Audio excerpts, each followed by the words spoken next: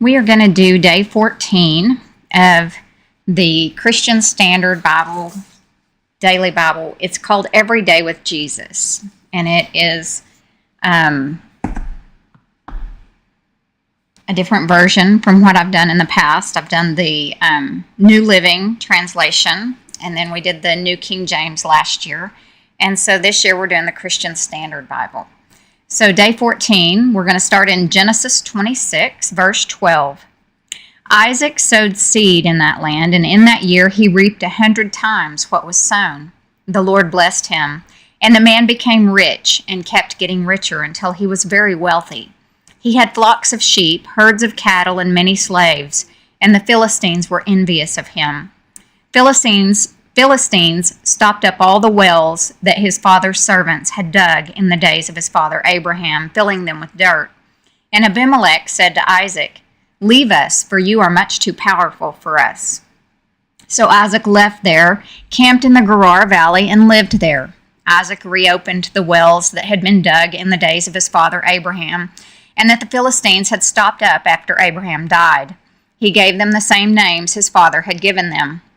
Then Isaac's servants dug in the valley and found a well of spring water there. But the herdsmen of Gerar quarreled with Isaac's herdsmen and said, "The water is ours." So he named the well Esek, because they argued with him. Then they dug another well and quarreled over that one also, so he named it Sitnah. He moved from there and dug another, and they did not quarrel over it. He named it Rehoboth,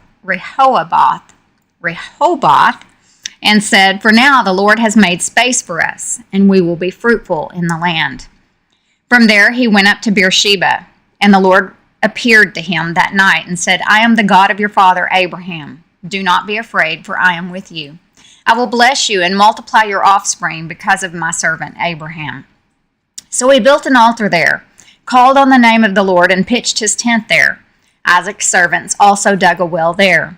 Now Abimelech came to him from Gerar with Ahuzath, his advisor, and Phicol, the commander of his army. Isaac said to them, "Why have you come to me? You hated me and sent me away from you."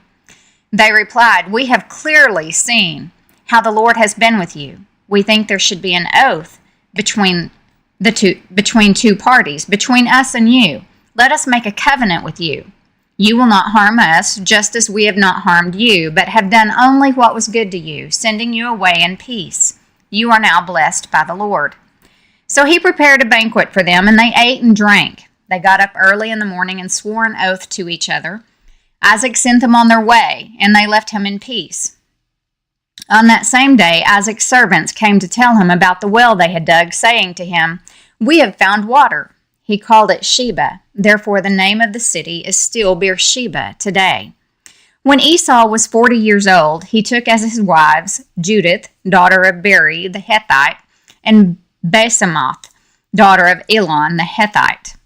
They made life bitter for Isaac and Rebekah.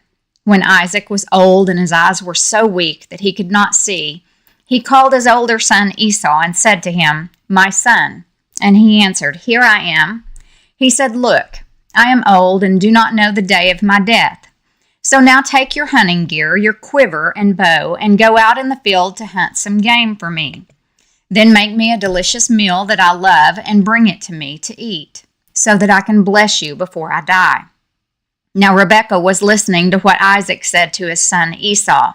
So while Esau went to the field to hunt some game to bring in, Rebekah said to her son Jacob, "Listen, I heard your father talking with your brother Esau," he said. "Bring me game and make a delicious meal for me to eat, so that I can bless you in the Lord's presence before I die. Now, my son, listen to me and do what I tell you. Go to the flock and bring me 2 choice young goats, and I will make them into a delicious meal for your father, the kind he loves. Then take it to your father to eat, so that he may bless you before he dies." Jacob answered Rebekah his mother, "Look, my brother Esau is a hairy man, but I am a man with smooth skin. Suppose my father touches me, then I will be revealed to him as a deceiver and bring a curse rather than a blessing on myself." His mother said to him, "Your curse be on me, my son. Just obey me and go get them for me." So he went and got the goats and brought them to his mother, and his mother made the delicious food his father loved. Then Rebekah took the best clothes of her older son, Esau, which were in the house, and had her younger son, Jacob, wear them. She put the skins of the young goats on his hands and the smooth part of his neck. Then she handed the delicious food and the bread she had made to her son Jacob. When he came to his father, he said, "My father." And he answered, "Here I am. Who are you, my son?" Jacob replied to his father, "I am Esau, your firstborn. I have done as you have told me. Please sit up and eat some of my game so that you may bless me." But Isaac said to his son, "How did you ever find it so quickly, my son?" He replied, "Because the Lord your God made it happen for me." Then Isaac said to Jacob, "Please come closer so I can touch you, my son. Are you really my son Esau or not?" So Jacob came closer to his father Isaac. When he touched him, he said, "The voice is the voice of Jacob, but the hands are the hands of Esau." He did not recognize him because his hands were hairy like those of his brother Esau. So he blessed him. Again, he asked, "Are you really my son Esau?" And he replied, "I am." Then he said, "Bring it closer to me and let me eat some of my son's game so that I can bless you." Jacob brought it closer to him and he ate. He brought him wine and he drank. Then his father Isaac said to him, "Please come closer and kiss me, my son." So he came closer and kissed him. When Isaac smelled his clothes, he blessed him and said, "Ah, the smell of my son is like the smell of a field that the Lord has blessed. May God give to you from the dew of the sky and from the richness of the land an abundance of grain and new wine. May peoples serve you and nations bow in worship to you. Be master over your relatives. May your mother's sons bow in worship to you. Those who curse you will be cursed, and those who bless you will be blessed." So Jacob and his mother, with his mother's pushing, they lied to Isaac and stole the blessing, but Esau had already given him the firstborn rights. Remember, whenever he came in and he was starving to death and he needed food right now, and Jacob said, "Give me the birthright." And Esau, it said Esau despised his birthright and he gave it to Jacob. He said, "What good is it to me if I starve to death?" And so Esau essentially had already given that to Jacob. But then mother and Jacob lied to Isaac to get it anyway. So there's some wrongs going on there. Psalm 9, 7 through 12. But the Lord sits enthroned forever. He has established his throne for judgment, and he judges the world with righteousness.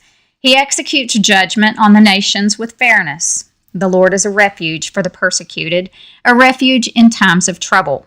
Those who know your name trust in you because you have not abandoned those who seek you, Lord.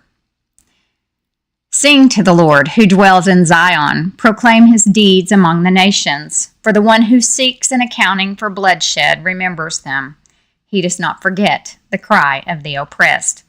God says over and over and over throughout the entire Bible, if you seek me, you will find me. And in verse 10, it says, those who know your name trust in you because you have not abandoned those who seek you, Lord. Lord will never abandon you, especially when you're seeking him, right? It says the Lord is a refuge for the persecuted, a refuge in times of trouble. Those who know your name trust in you because you have not abandoned those who seek you. And then it says, sing to the Lord who dwells in Zion. Proclaim his deeds among the nations. Proverbs 2, 9 through 10.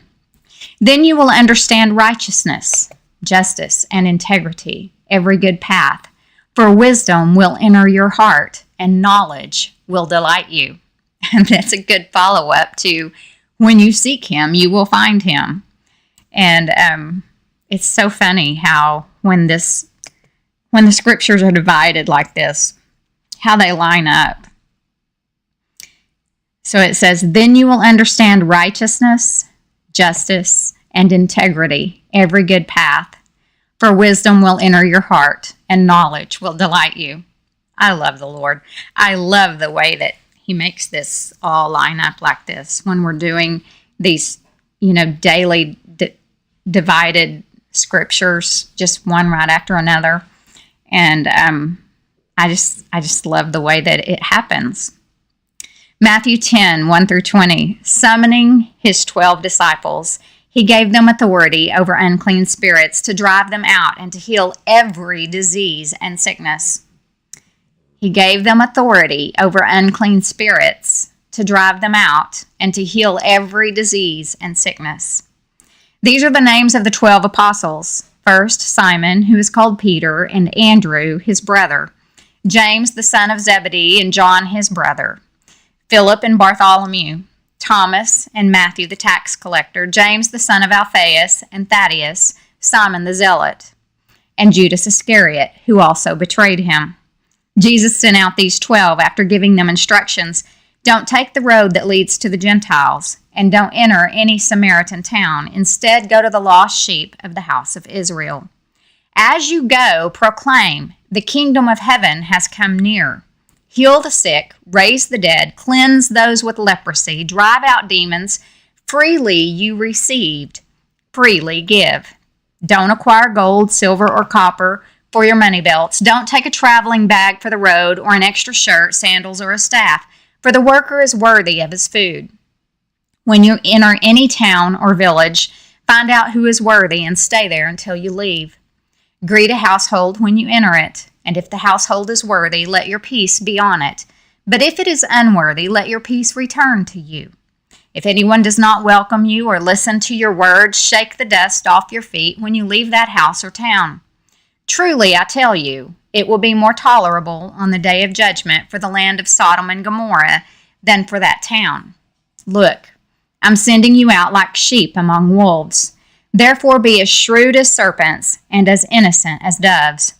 Beware of them, because they will hand you over to local courts and flog you in their synagogues.